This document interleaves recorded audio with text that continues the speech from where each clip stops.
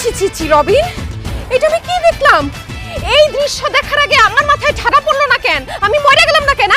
তোরে কতবার আমি ফোন দিছি, হ্যাঁ ফোন ধরস না, কতবার মেসেজ করছি কোনো রিপ্লাই দাস না, আর তুই এদিকে আমার বয়ফ্রেন্ড হয়ে আরেকটা মেয়ে নিয়ে রিকশায় করতেছিস।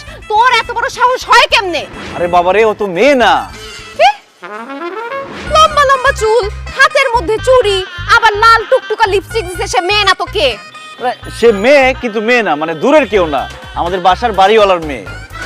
ওই রাস্তা দিয়ে যাইতেছিলাম, ওর সাথে দেখা হলো, তাই দুজনে একসাথে রিকশায় করে বাসায় যাইতেছি। ও বুঝছি, বাড়িওয়ালার মেয়ের সাথে খাতির দিয়ে আমার টাকা দিয়ে বাড়িওয়ালার মেয়েরে বিয়ে করে বাড়ির মালিক হইতে চাস? আমি বেঁচে থাকতে তোমার এই ইচ্ছা কোনোদিন পূরণ হবে না। এই হারামজাদি, এই তুই এখনো বসে রইছিস? তোর কত বড় সাহস! আমার বয়ফ্রেন্ডের সাথে তুই রিকশা করে, এই রিকশা করে